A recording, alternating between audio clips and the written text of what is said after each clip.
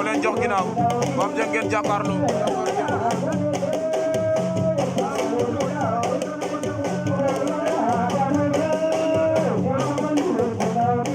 Radiakhé jël na ko Radiakhé sempi na ko woo Radiakhé ngi dox ak moom Radiakhé bu Ndios moon daan na ko cey gel xoolal ma lii Radiakhé bu Ndios moon cey doole doxul jàmm cey ñëf fo felelu yaa nu ne doole rek fu keen cey keen oh ha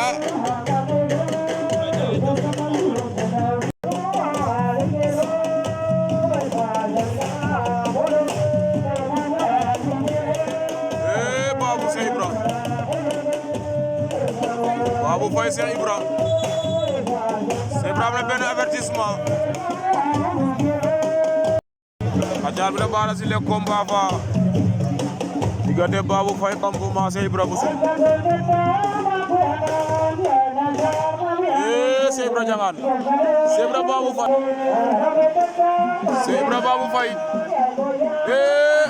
Cheikh Ibra Mafan Cheikh Ibra Mafa Babou Faye Cheikh Ibra Mafa Babou Faye campement acale anu ne adresse bi la combat fa diggante Modou Maron Silbalde bu Gado Modou Maron a bu faat Modou Maron Silbalde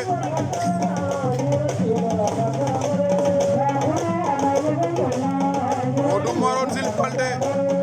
i combat bu metti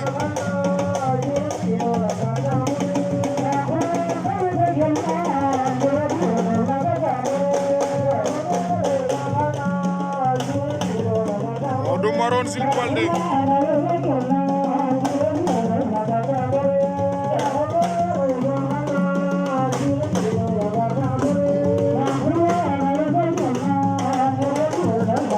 Modou Maron faqat na ko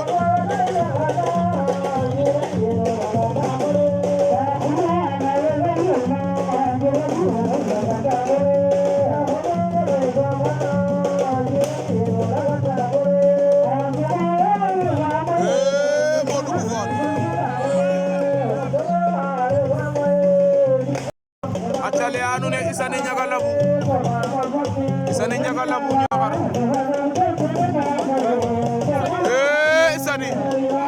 Isani Mafa Ndiaga Labou Isani Mafa Ndiaga Labou Niakhar vite fait bien fait Cheikh Ndiop waaw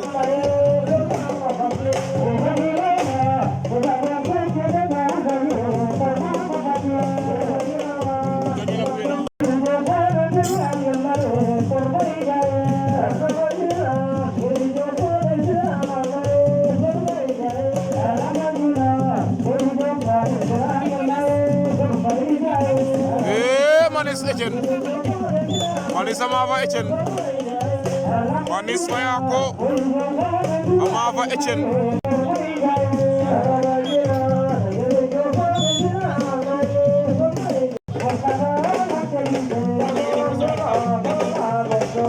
Babou war na ko ndombo Babou Ndiaye Moustapha Ndouba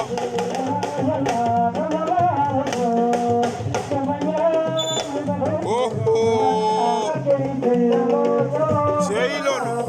temps bi jeex na premier mi-temps bi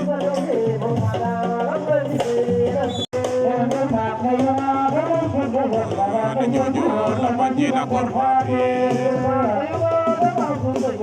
Maodo Djilass fo gayna mbataga Maodo Djilass ama fan cey Ndiop waaw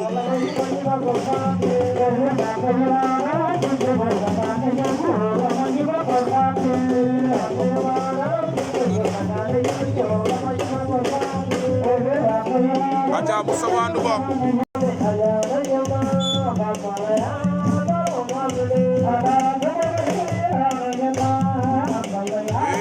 Zambala daan na remorqueur Zambala daan na remorqueur Ibra Azo Cheikh Ibra daan na Azo Cheikh Ibra daan na Azo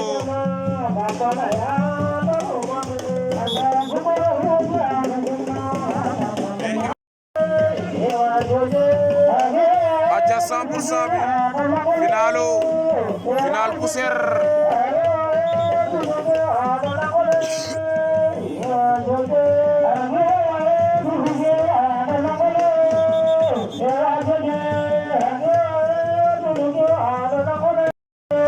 aca leyanu ne kam ngel Mbassis loga xewta waaw final poussière le 25 avril 2024 waaw beke kamam Mbassis log Cuna Boy ma fan Cuna Boy mi du nit li xana tricas la ndeysaan cey loolu motul 3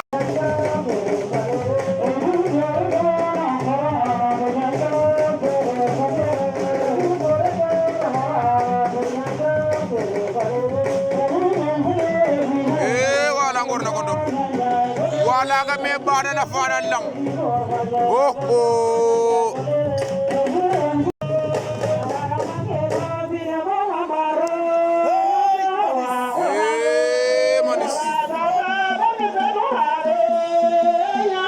Manis Isani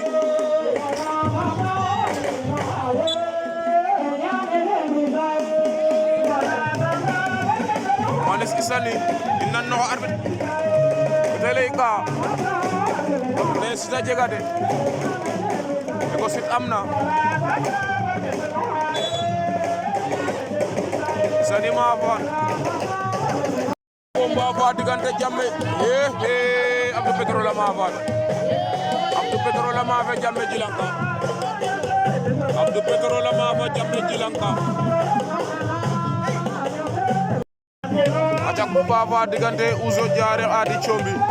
Chombi en rouge Ouzo Diaré nge bulu ñolle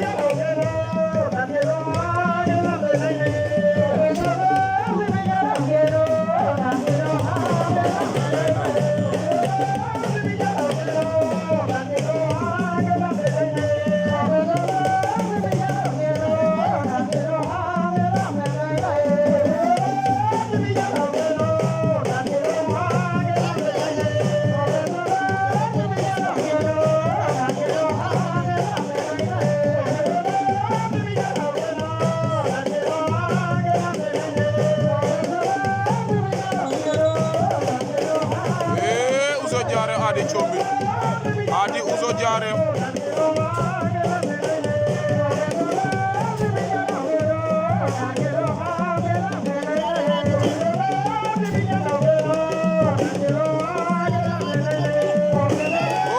Ouzo Diaré xama fan Ouzo Diaré xama fa Adi aca leyanu ne combat fa Bata Diouf ande tamit Bangar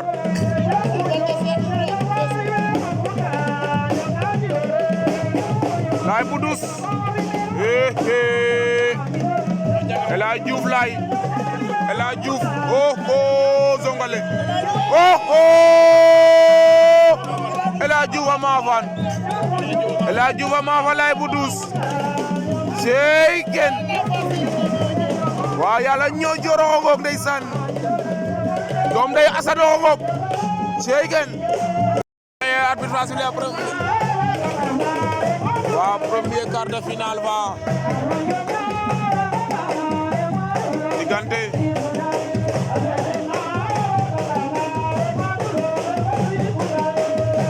Abdou Petrol Isani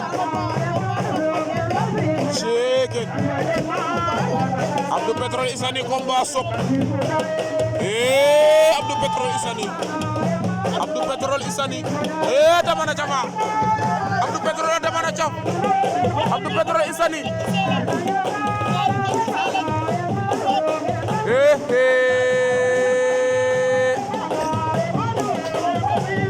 sey njom ñu déglu arbitre Abdou Petrol Isani Abdou Petrol la maafa arbitre loolu la wax nee na Abdou Pétrole moo daan waaw waaw vite fait bien fait ñaari technicien la mënut yomb acale andoona yee dernier quart de finale diggante Maodo Djilass Alizé bu Ndayane a Ndamra Papax ka Alizé bu Ndayane moo leen jox moom ngeen jàkkaarloo wala moo yor ngembu Lagos bi Maodo Djilass moo yor ngembu lu ñuul li cee jom Maodo Djilass Alizé bu Ndayane yamba sislo ga xewta kam raw ga duka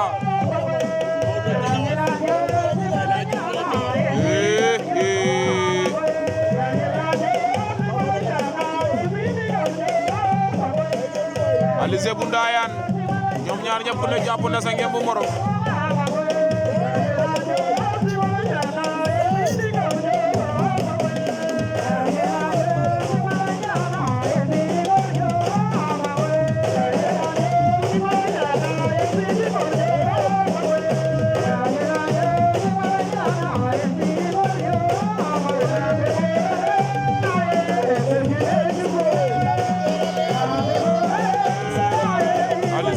Maodo Djilass Alizé bu Ndayane Sokone mun na am Alizé bu koy tak Maodo bañ na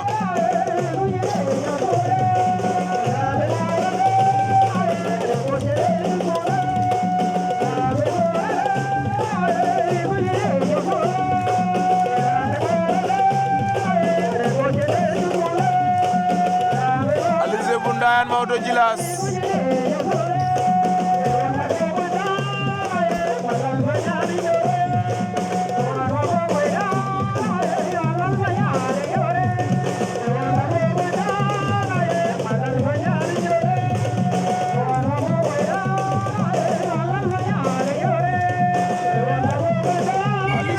Djilass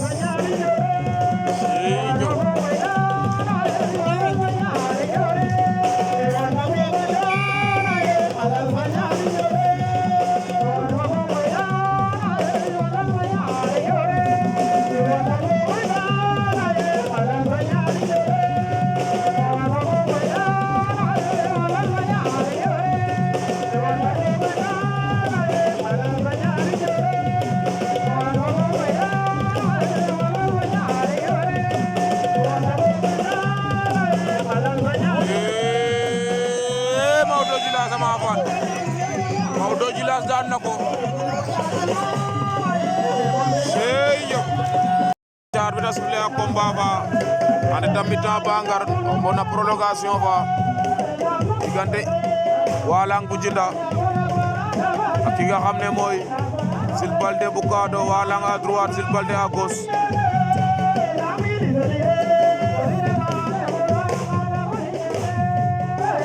mooy dernier quart de finale baa ngi noonu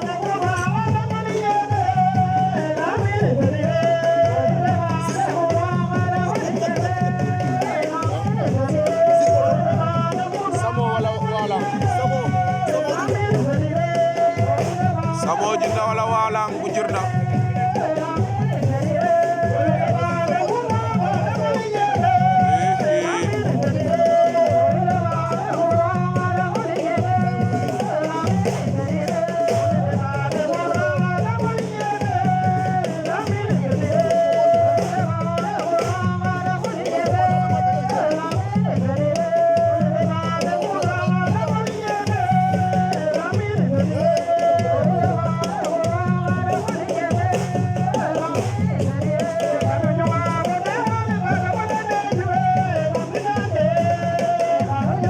Walang Jules Baldé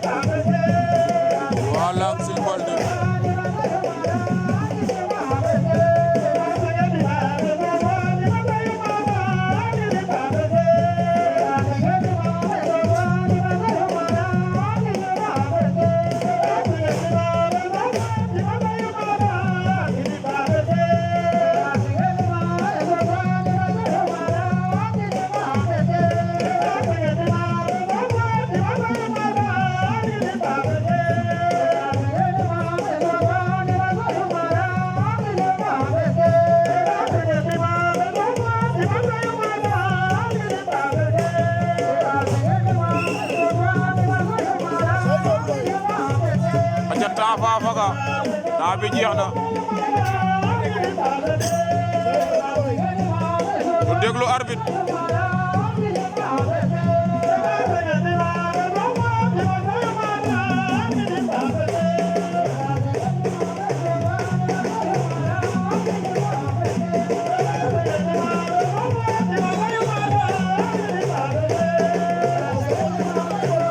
wala nga suura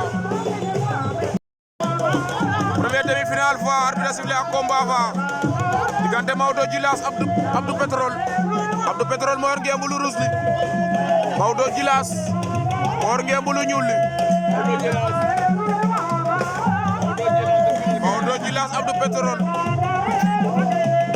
premier demi-finale raw gadu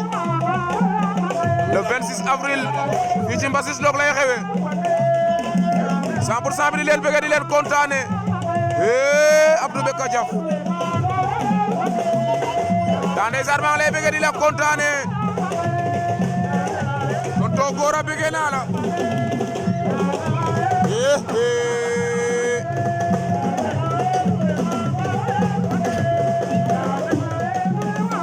Maodo Abdou Pétrole Maodo Djilass Abdou Pétrole kam demi-finale ka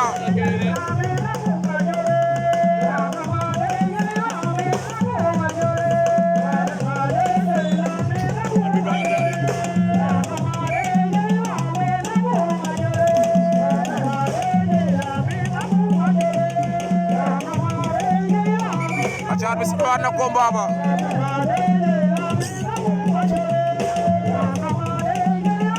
anaat bi diini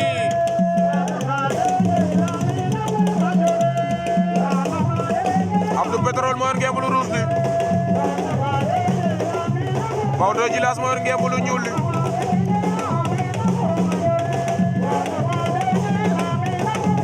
premier demi-finale raw gadu fii ci Mbassis Lok lay xewee le 26 avril 2024 Maodo Djilass Abdou Andamra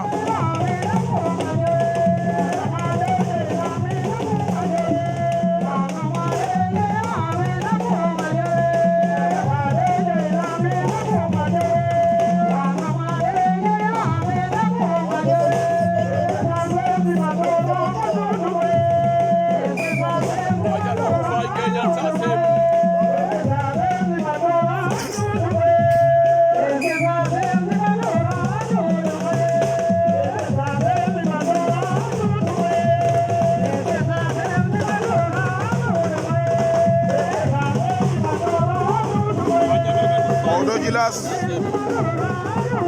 Abdou Pétrole moo leen jox ginnaaw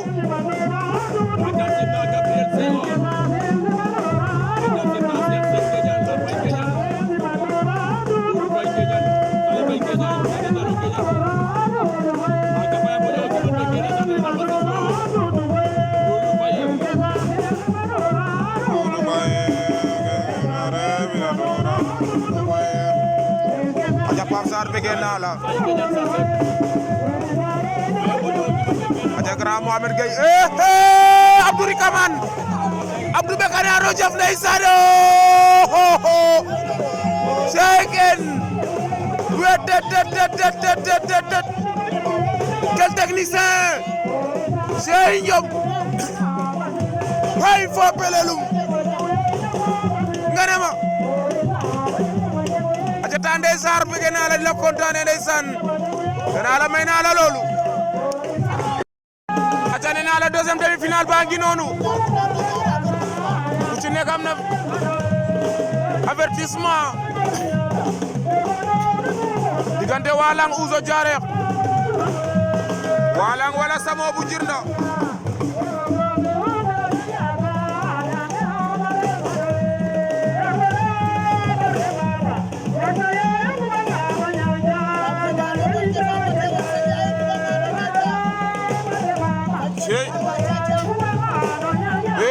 Ouzo Diarekh ho ho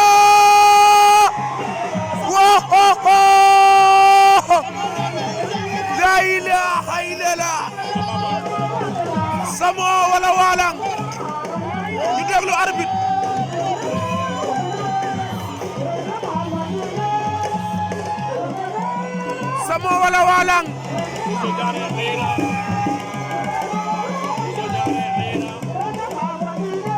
ñu déglu arbitre lu muy wax Walang daan na Ouzo Diarekh Walang daan na Ouzo Diarekh Abdou Pétrole en finale c'est loolu arbitre le waat na combat ba ndeysaan noonu la demee ne ko deuxième round ba diggante Walang Abdou Pétrole jàppante nañ ñoom ñaar ñëpp ku nekk ngi ay buubkat lañ ay technicien lañ ñoom ñaar noonu la demee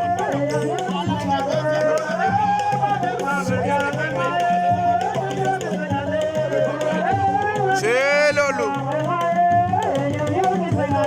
Grand Ismaïla Ndiaye bëgg naa la borom Ndorong borom diaspora bi borom Espagne maa ngi koy bëgg di ko kontaane ndeysaan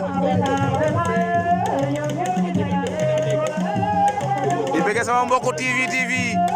rawatina Ndindi Fall sama grand bu baax boobu cee Ndindi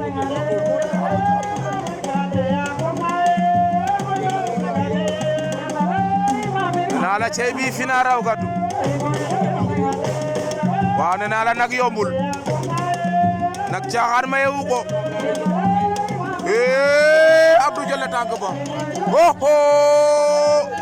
cey loolu nee naa la final day mot final o nana ngaye te na ka jaran keke taxuteleel cey njom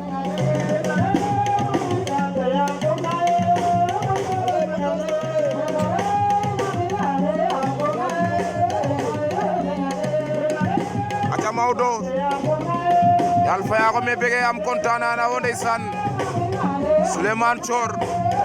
cey loolu cey Aziz Degule e bege anteno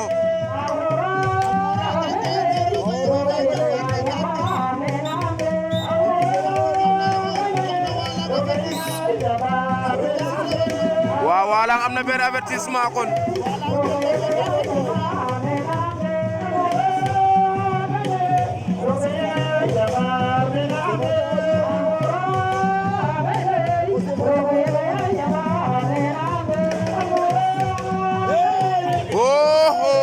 arbitre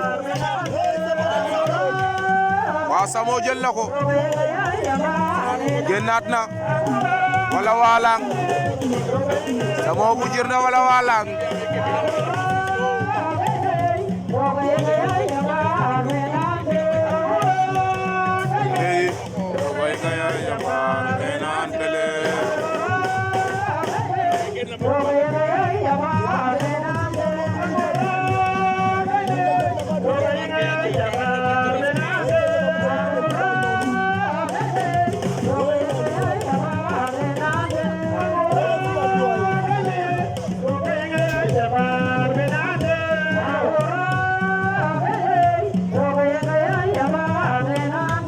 Sey Njom aca Grand Laye Ndiaye maa lay bëgg borom Mbassis Log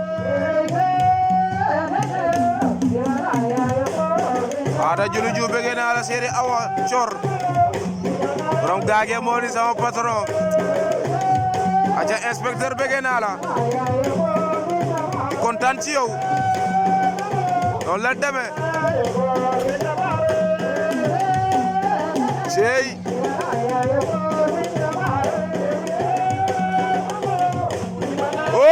Abdou Pétrole maafan Abdou Pétrole jasan aju foten tasil maga